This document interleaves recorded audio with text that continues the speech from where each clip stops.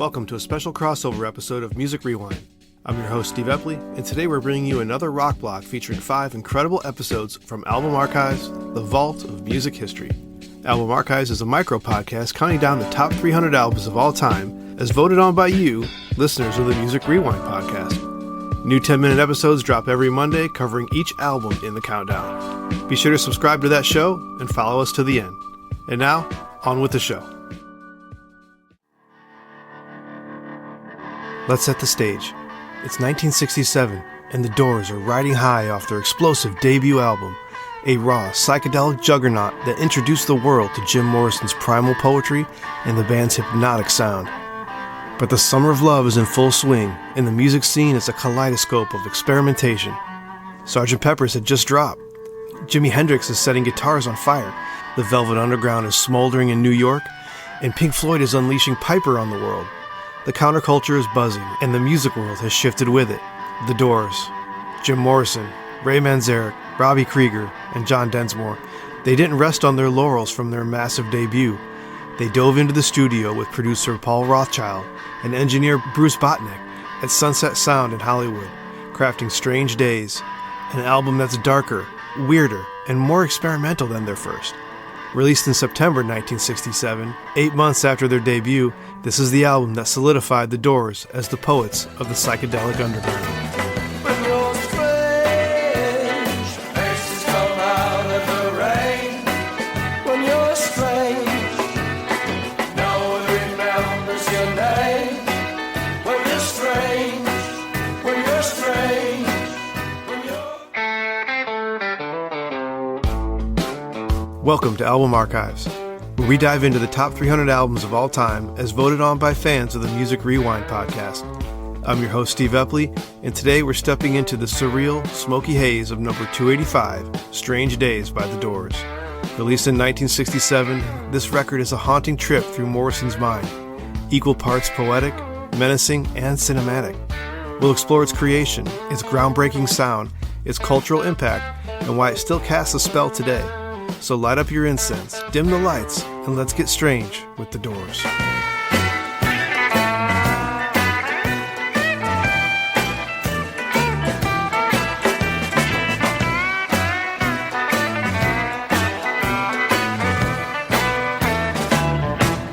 Why is Strange Days such a classic? It's the Doors at their most adventurous, blending blues, jazz, rock, and psychedelia into something wholly unique. The album opens with the title track Strange Days, a swirling, otherworldly anthem driven by Manzarek's eerie organ and Morrison's apocalyptic croon. Strange days have fallen on. Strange days. It's like a warning from a poet shaman, setting the tone for the album's unsettling vibe. Then you've got Love Me Two Times, a punchy, bluesy rocker with Krieger's sharp guitar riffs and a rhythm that swings like a pendulum. The lyrics hint at fleeting romance, but Morrison's delivery makes it feel urgent, almost desperate. Love me 2 times, baby. Love me twice today. Love me 2 times, girl. I'm gone away. Let's talk about a standout for me. People Are Strange. The track is pure Doors. Haunting, catchy, deeply weird. Morrison wrote it during a dark moment, feeling alienated by LA, and the lyrics capture that sense of being an outsider. Manzarek's carnival-like organ and Krieger's jazzy guitar give it a deceptively upbeat feel, but there's a shadow beneath it. Strange faces come out of the rain.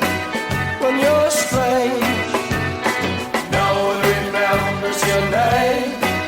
When you're strange, when you're strange, when you're strange.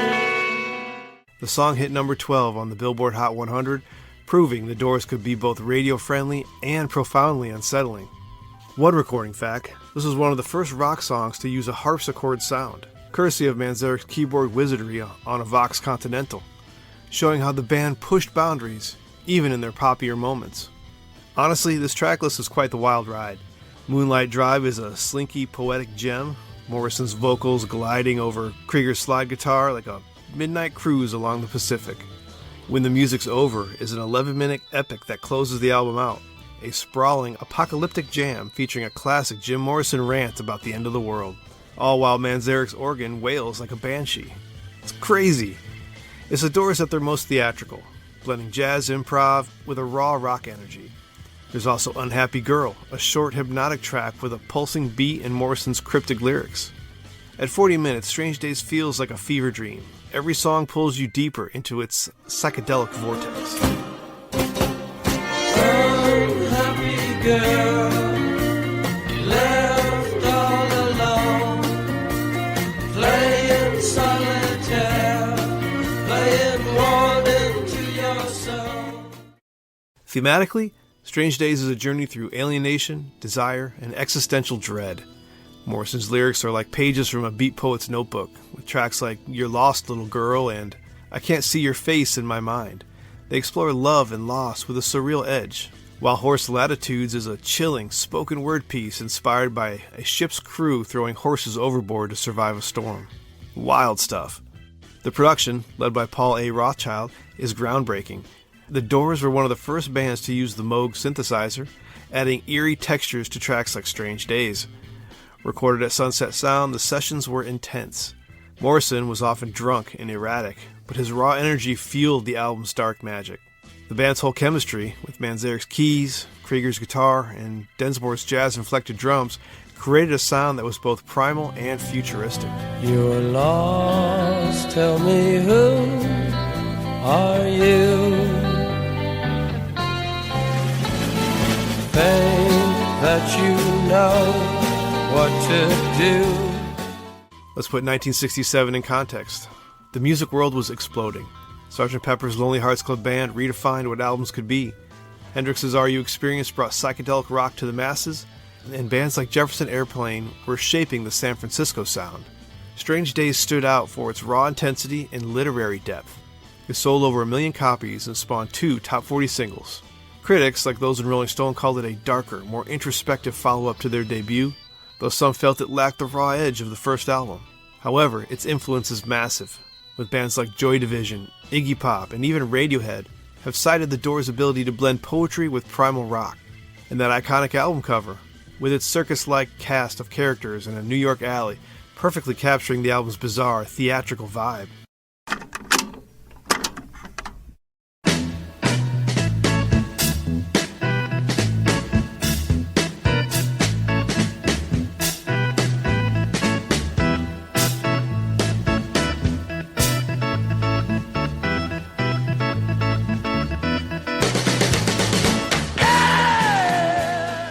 Why does Strange Days endure?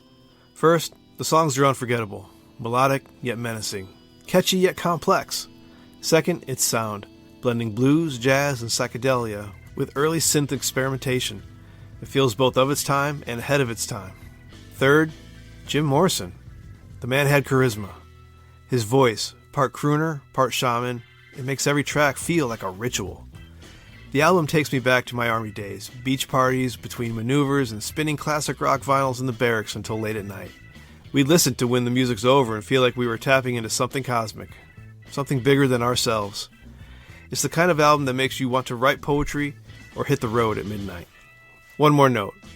During the recording of the spoken word Horse Latitudes, Morrison's intense performance freaked out the studio crew. He screamed and growled the poem while the band created chaotic sound effects, breaking glass, banging on metal, all to mimic a storm at sea.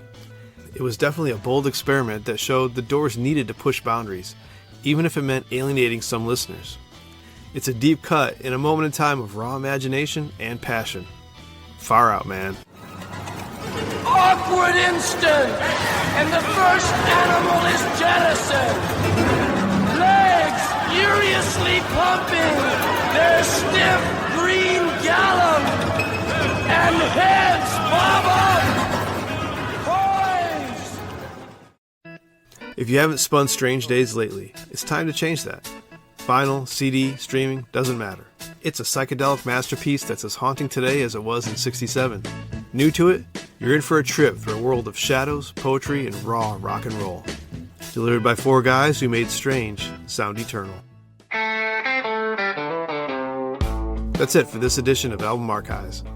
If you enjoyed it, please share it with a friend or leave a review wherever you listen. Next up is number 284, The Freewheelin' Bob Dylan.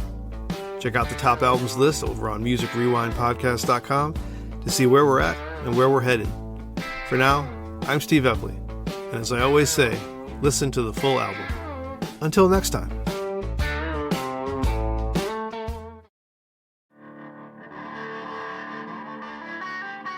Let's set the stage.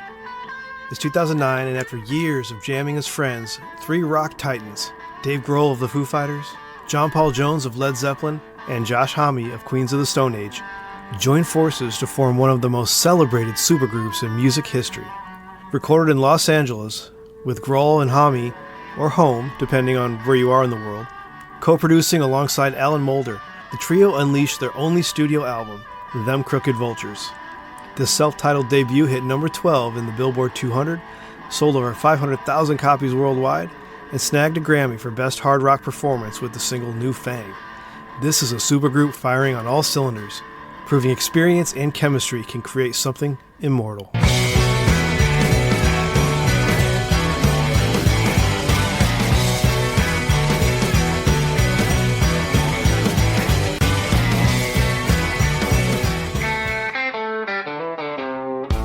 Welcome to Album Archive, where we dive into the top albums of all time as voted on by fans of the Music Rewind podcast. I'm your host, Steve Epley, and today we're cashing in the rock pedigree with number 282, Them Crooked Vultures. Released in November 2009, the 66-minute debut from this supergroup delivered a gritty, riff-heavy masterpiece with tracks like New Fang and Dead End Friends. It's a sonic punch that blends Queens of the Stone Age's Slink, Foo Fighters' Drive, and Led Zeppelin's Heft. So grab your shades, hit the open road, and let's dive into the raw, electrifying world of Them Crooked Vultures.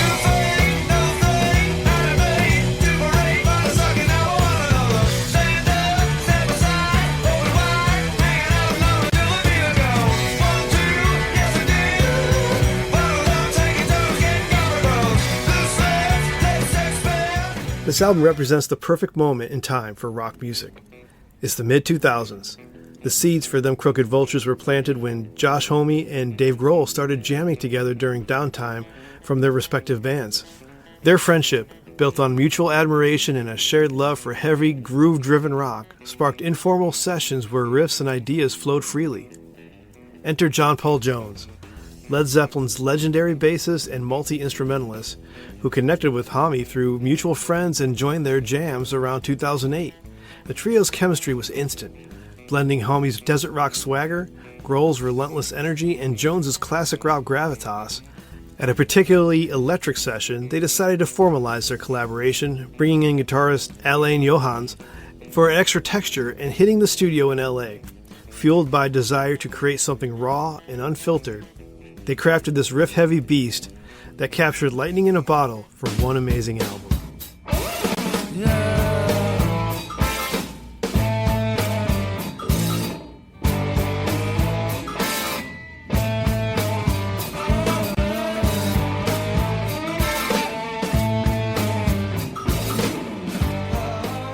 Why is Them Crooked Vultures so special? It's the perfect storm of raw power, groove, and swagger. Homme's sly vocals and slithering riffs meet Grohl's thunderous drums and Jones's seismic bass lines, crafting a sound that's both primal and polished. The album comes out swinging with three monster tracks. No One Loves Me and Neither Do I, a slow-burning bluesy banger with a riff that could level mountains. Then comes Mind Eraser, No Chaser, a high-octane rocker with a snarky edge and a chorus that sticks like glue.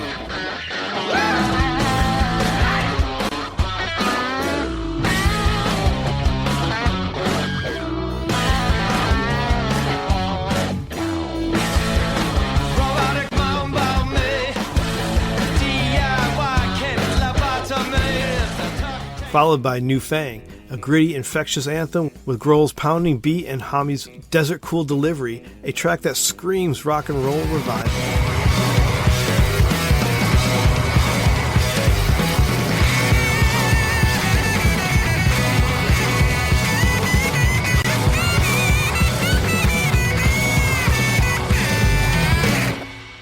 New Fang was born from a late-night jam, with Homme improvising lyrics about betrayal, and the band allegedly recorded it in one take to capture its raw energy.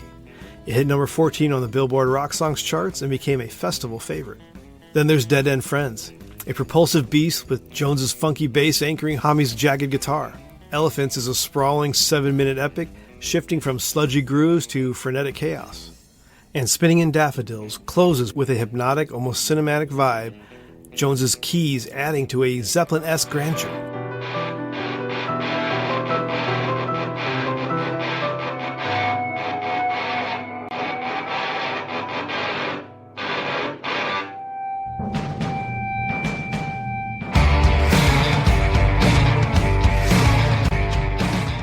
The production is tight, raw enough to feel live, yet slick enough for radio.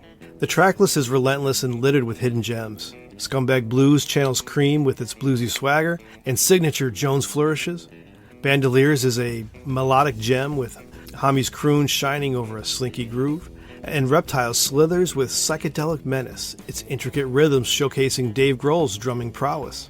At 66 minutes, Them Crooked Vultures is a hefty ride, but every track earns its place, blending muscle and finesse. The trio's chemistry makes this more than just a supergroup gimmick.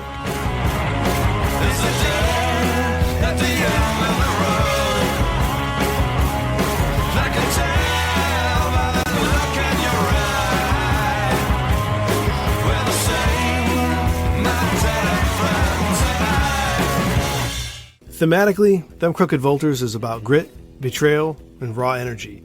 However, it is just three guys that want to rock. Songs like No One Loves Me and Mind Eraser drip with sardonic wit, while Warsaw or The First Breath You Take After You Give Up explores darker existential vibes.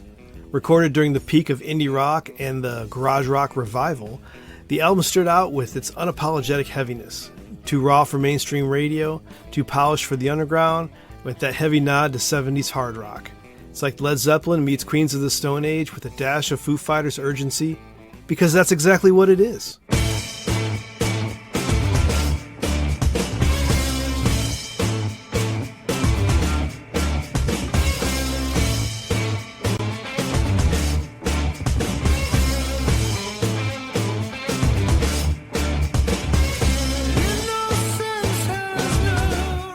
Let's put 2009 in context.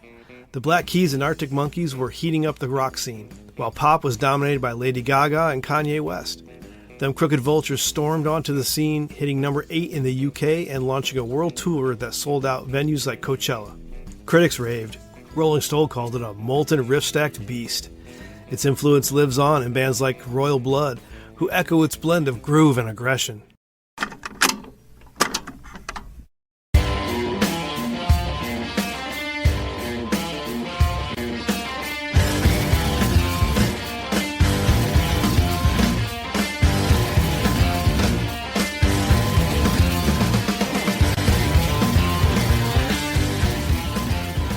Why does Them Crooked Vultures endure? First, the star power. Homme, Grohl, and Jones are a dream team, each bringing their A-game. Second, the songs. Every track is a riff-driven gut punch with hooks that linger. Third, its vibe. It's an album that feels like a late-night desert drive, wild and untamed. The cover art, with a vulture clutching a guitar in a stark neon red glow, captures its predatory cool. For me, Them Crooked Vultures is just cranking the stereo, feeling them rumble, and reveling in rock's raw power. It's one supergroup that delivered the goods. So the logical question, is there going to be another album? Well, as of this recording in 2025, who knows? All three members have busy schedules with their own bands. However, they did reunite for some live shows in tribute to the late Foo Fighters drummer Taylor Hawkins. They've all stated they'd love to record again, but the schedules just aren't there. To quote Dave Grohl, "If those guys call and say it's time to go, then I'm going to go because that's the band. That's the band I want to be the drummer forever." Well said, Dave. Well said. If you haven't spun Them Crooked Vultures lately, do it now. Blast it on vinyl, crank it in your car, and just stream it loud. It's a journey through riff-heavy swagger and raw rock energy, led by three legends. New to it, brace for a wild ride that'll hook you hard. For me, it's not just a supergroup triumph, it's one of the defining rock albums of the 2000s. That's it for this edition of Album Archives. If you enjoyed it, share it with a friend or leave a review wherever you listen. Next up is number 281, Bad by Michael Jackson. Check out the top albums list on musicrewindpodcast.com to see where we're at and where we're headed. For now, I'm Steve Epley, and as I always say, listen to the full album. Until next time.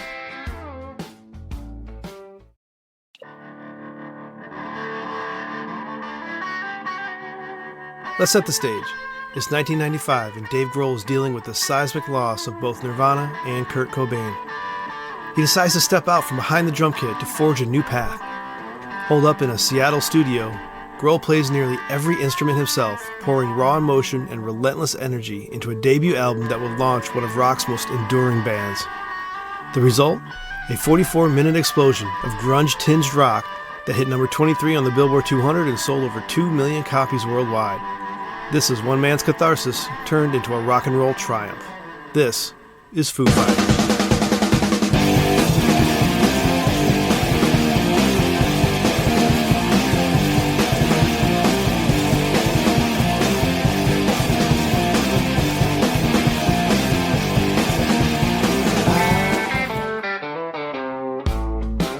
Welcome to Album Archives, the vault of music history, where we dive into the top albums of all time as voted on by fans of the Music Rewind podcast. I'm your host, Steve Epley, and today we're cranking up the distortion with number 280, Foo Fighters by the Foo Fighters.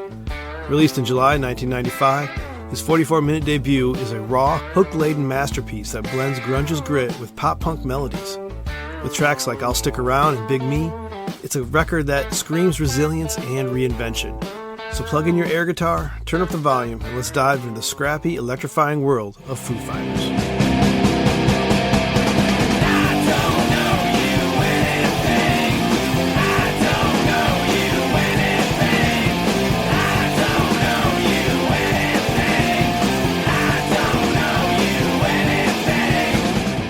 Foo Fighters was born out of Dave Grohl's need to keep creating after Nirvana's end in 1994. Reeling from grief, Grohl retreated to Robert Lang Studios in Seattle, where he recorded the album almost entirely solo over 5 days.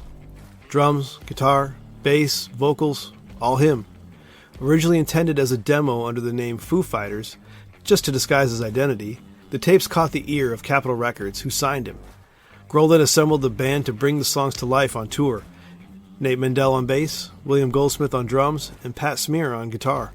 The result was a debut that captured Grohl's raw talent and relentless drive, blending punk energy with those melodic hooks.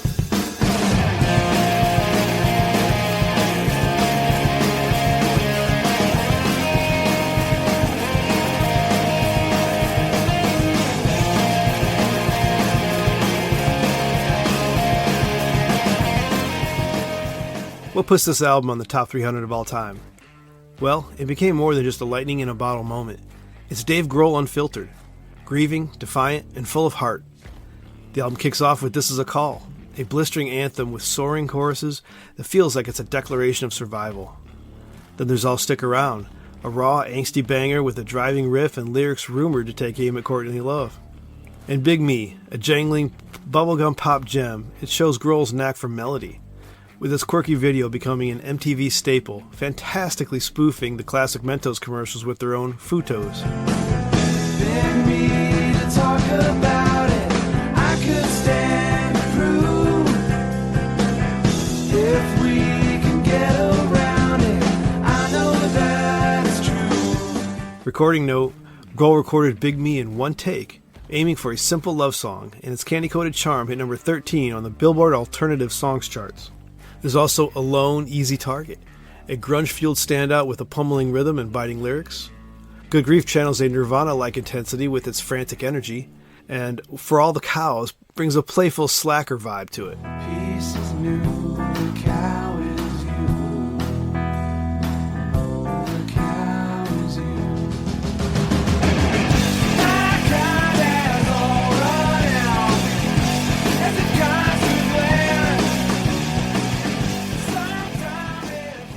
The production, handled by Grohl and Barrett Jones, is lo-fi but punchy, raw enough to feel like a garage jam, polished enough to hook radio listeners. At 44 minutes, Foo Fighters is lean and mean, every track bursting with urgency. This track list is a treasure trove of 90s rock gems, Floaty is a dreamy, layered slow burner with Grohl's harmonies shining. Weenie Beanie is a chaotic, punky rager. And Oh George pays tribute to George Harrison with its melodic warmth. Ecstatic adds a darker edge, while Watershed and Exhausted close out with relentless energy.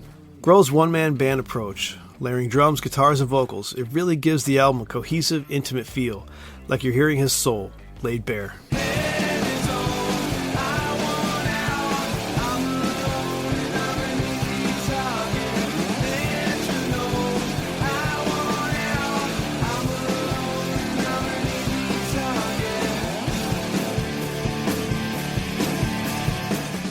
Thematically, Foo Fighters is about rebirth and defiance.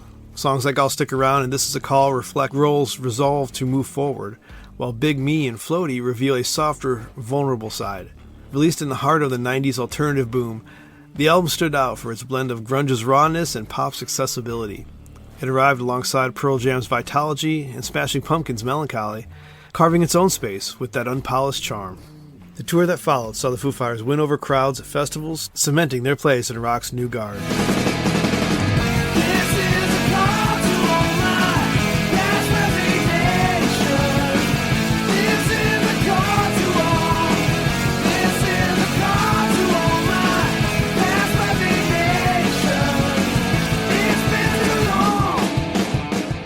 Let's put 1995 in context. Alternative rock ruled with bands like Green Day and Radiohead, while pop saw TLC and Mariah Carey topping the charts. But let's be honest, the entire music world had not yet recovered from Kurt Cobain's tragic passing. Nirvana's Unplugged in New York was also released in late 94 and stayed on the charts through 95, even beating Foo Fighters out for the Best Alternative Album Grammy Award that year. The shadow was there, and it was going to take a while to move beyond it. Nevertheless, Foo Fighters hit its own stride and reached number 3 in the UK and launched singles that became alt-rock staples. Critics loved its energy. Rolling Stone called it a blistering debut with hard hooks. Its influence endures in bands today like Paramore and All American Rejects, who echo in blend of raw power and melody. Not to mention the Foo Fighters themselves, who are still rocking stadiums today.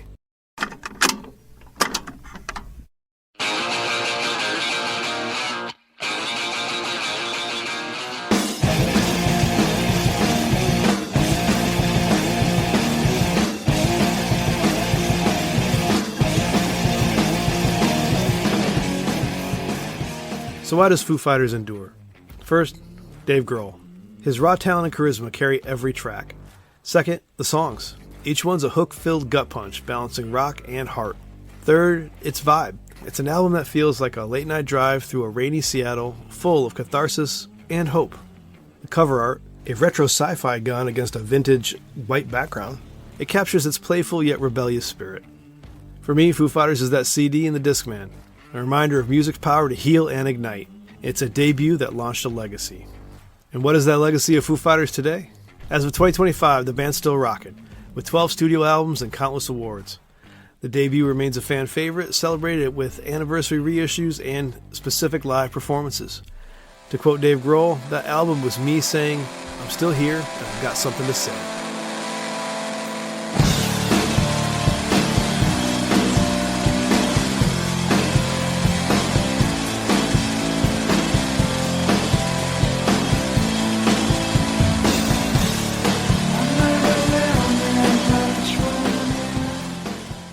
If you haven't spun Foo Fighters lately, do it.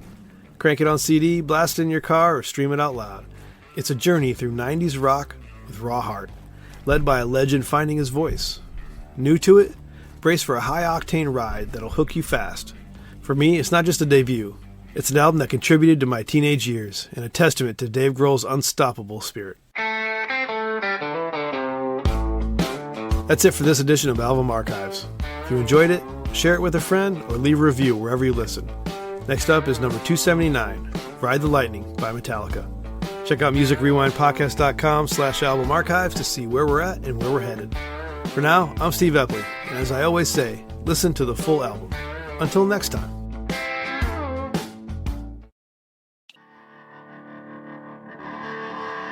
Let's set the stage. It's 1984, and we have a long-haired, scrappy quartet from the Bay Area. They are hungry to build on the raw fury of their debut, Kill 'Em All. Holed up in Copenhagen's Sweet Silence Studios with producer Flemming Rasmussen, James Hetfield, Lars Ulrich, Kirk Hammett, and Cliff Burton unleashed a sophomore album that redefined heavy metal. The record hit number 11 on the Billboard 200, sold over 6 million copies worldwide, and turned millions of listeners on to the glorious world of metal. This is thrash evolving into something darker, deeper, and timeless. Get ready, because this is Metallica.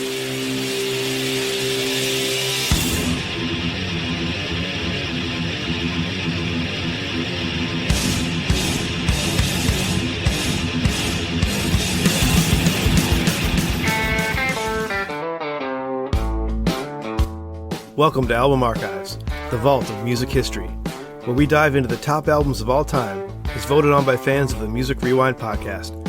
I'm your host, Steve Epley, and today we are tackling number 279, Ride the Lightning by Metallica, another album also covered in detail in Season 1 of Music Rewind. Released in July 1984, this 47-minute masterpiece is a blistering blend of Thrash's raw aggression and progressive ambition. It's a sonic juggernaut that changed metal forever. So grab your leather jacket, bang your head, and let's dive into the thunderous world of Ride the Lightning.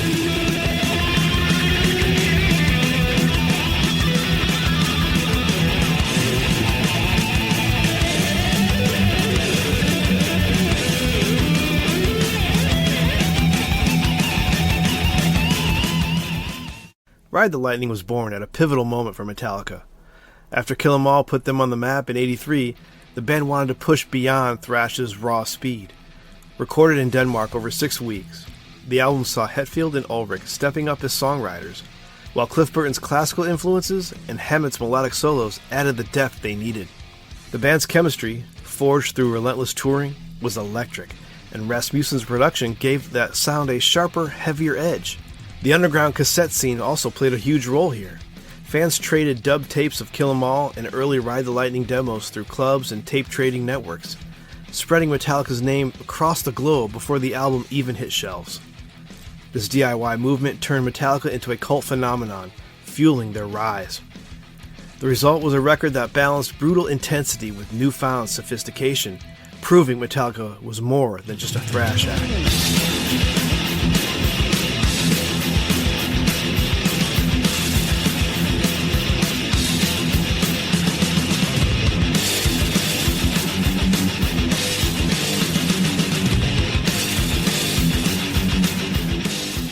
Why is Ride the Lightning so special? It's Metallica finding their voice. Fierce, emotional, and ambitious. The album roars to life with Fight Fire with Fire, a blistering thrash assault with apocalyptic lyrics. Then comes the title track, Ride the Lightning, a dark meditation on death row with a riff that hits like a thunderbolt.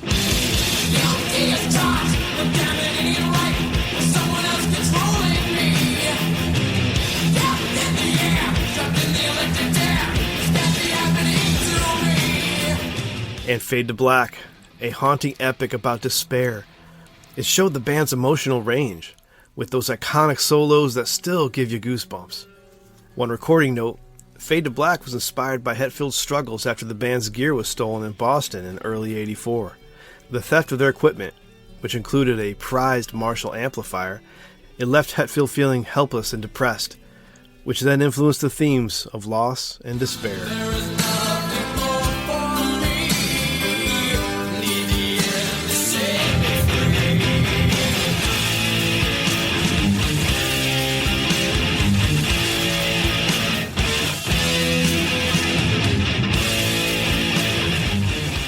Then there's For Whom the Bell Tolls, with a legendary Cliff Burton bass intro and that monstrous riff, an ode to war's futility that's become a live staple.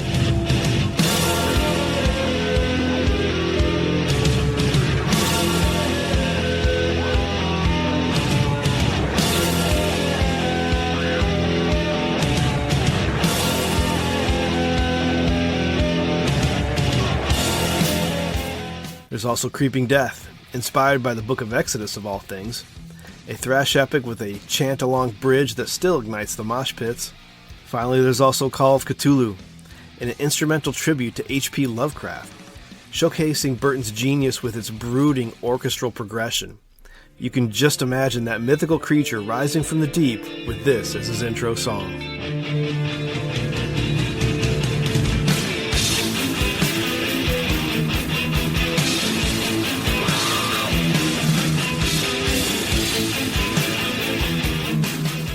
At 47 minutes, Ride the Lightning is a lean, relentless beast.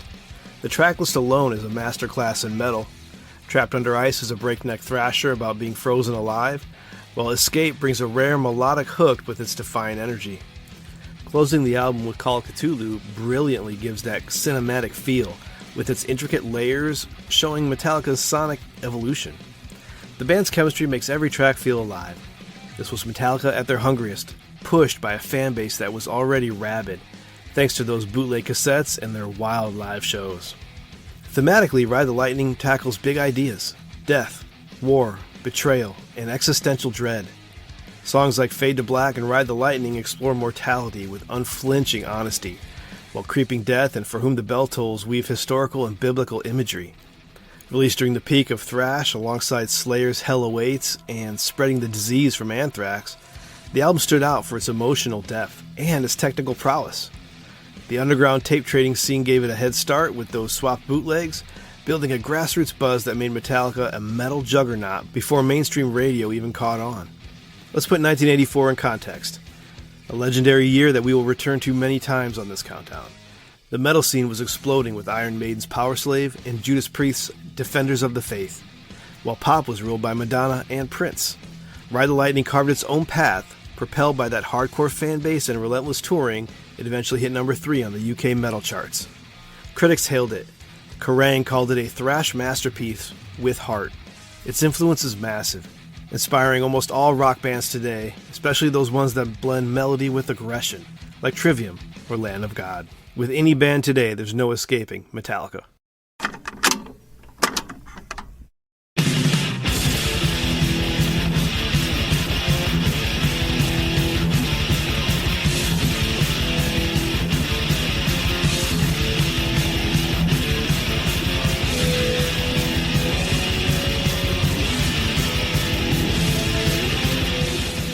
Why does Ride the Lightning endure? First, it's Metallica at their most raw. 4 young guys pouring everything into their craft, fueled by a fan base that was getting the hands on their tunes any way they could. Second, the songs. Each one's a riff-driven sledgehammer with hooks that stick, and those guitar solos, magnificent. Third, its vibe. It's an album that feels like a stormy night, heavy and haunting. That awesome cover art with its electric chair against a stormy night, it captures its dark intensity. For me, Ride the Lightning is that amazing conversation I had with my friend Michael Cadawar over on Music Rewind. We talked for hours about how a young 7-year-old discovered Metallica through his local rock radio station, and it changed his life forever.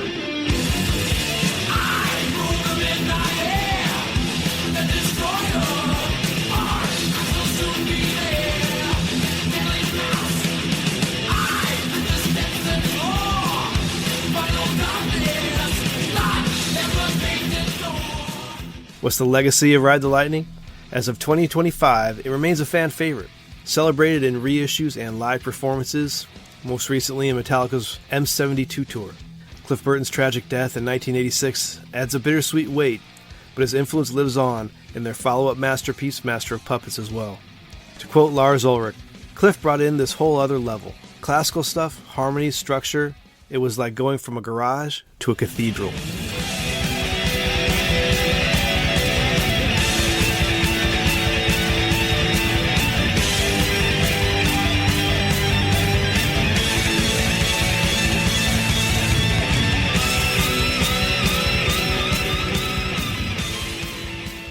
If you haven't spun Ride the Lightning lately, do it today. Blast it on vinyl, crank it in your car, just stream it loud. It's a journey through metal's golden era, led by a band on the cusp of greatness, powered by a rabid fan base that turned Metallica into gods. New to it? Brace for a headbanging ride that'll hook you hard. For me, it's not just an album, it's the beginning of one of the most amazing album streaks in rock history, and a testament to Metallica's unstoppable spirit. That's it for this edition of Album Archives. If you enjoyed it, share it with a friend or leave a review wherever you listen. Next up is number 278, Surfer Rosa by the Pixies. Check out musicrewindpodcast.com to see where we're at and where we're headed. For now, I'm Steve Epley, and as I always say, listen to the full album. Until next time.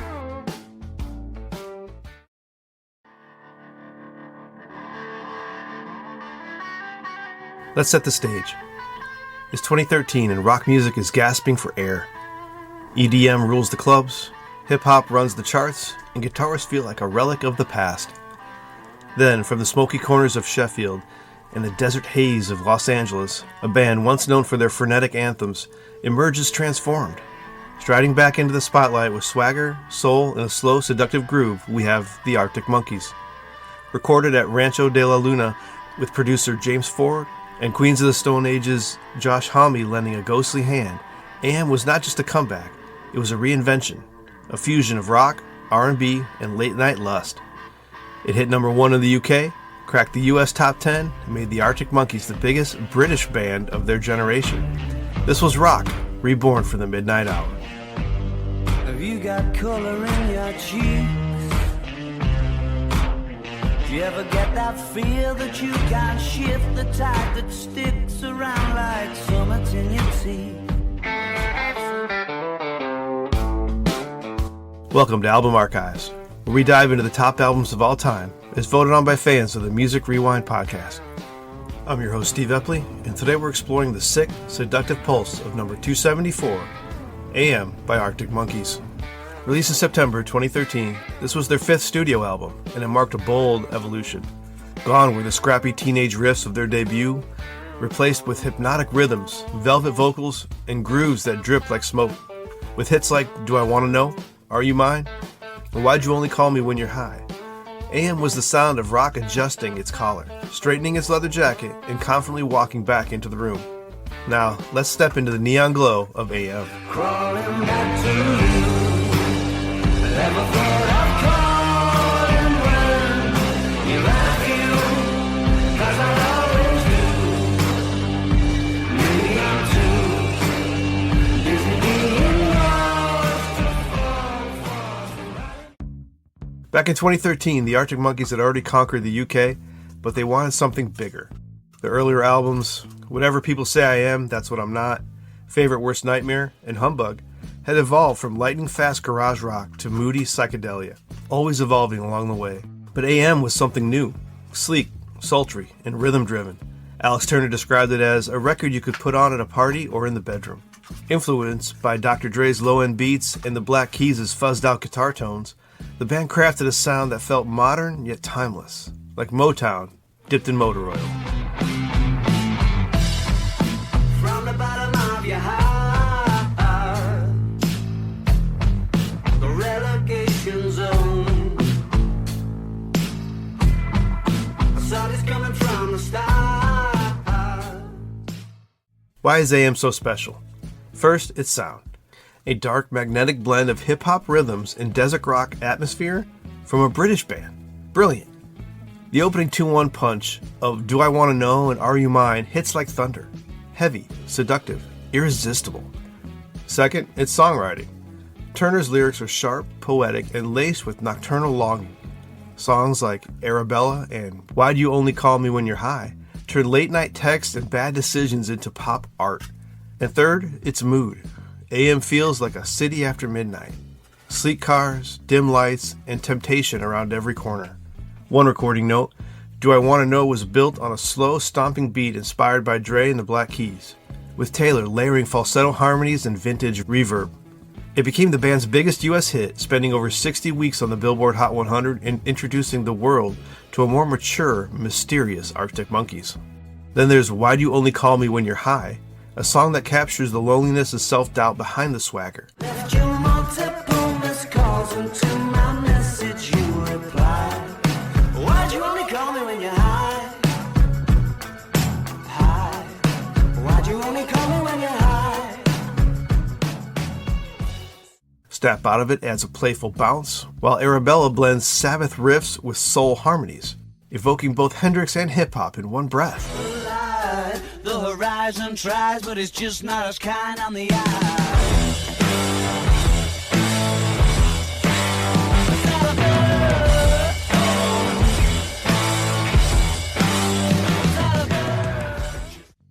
The production from James Ford is immaculate. Warm analog tones, thick bass, and drums that feel alive. Every sound is deliberate, every groove particularly placed. The tracklist flows with emotion. Fireside smolders with unspoken tension. I Want to Be Yours closes the record with a romantic whisper borrowed from poet John Cooper Clarke. And in between are moments of longing, lust, and reflection. I'm not sure if I should show you what I found. Has it gone for good, or is it coming back around? Isn't it hard to make up your mind when you're losing and your fuse is fireside? At 41 minutes, AM feels like a single, seamless mood. Smooth, smoky, and unforgettable.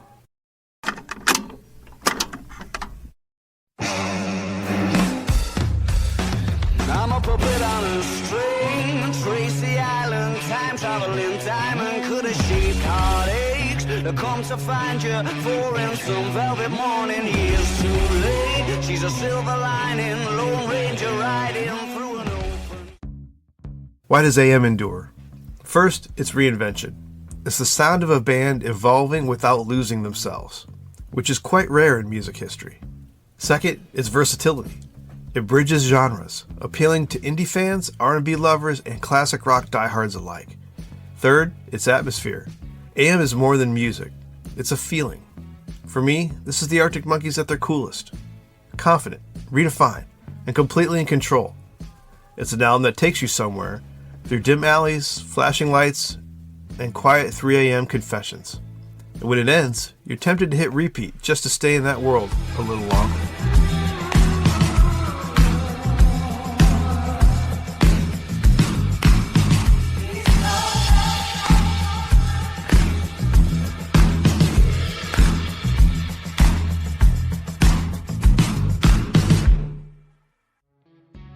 AM went on to win British Album of the Year at the Brit Awards and became one of the best-selling vinyl records of the 2010s.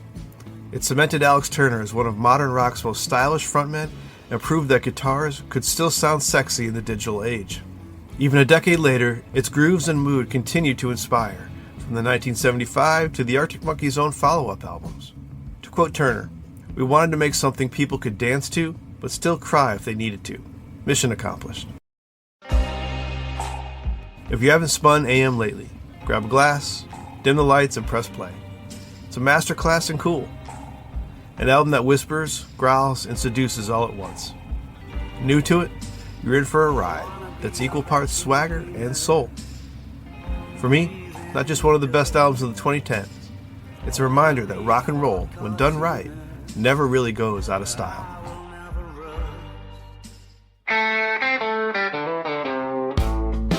That's it for this edition of Album Archives. If you enjoyed it, please share it with a friend and leave a review wherever you listen. Next up is number 273, Escape by Journey. Check out the top albums list on musicrewindpodcast.com/album archives to see where we're at and where we're headed. For now, I'm Steve Epley, and as I always say, listen to the full album. Until next time.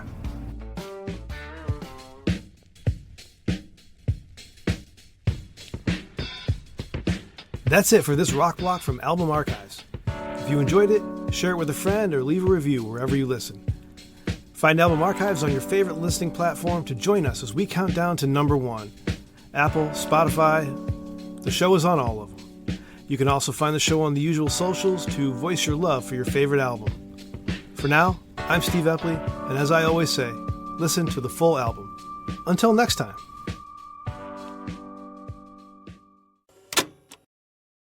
A podcast from the Sidereal Media Group. Back to you, anchors.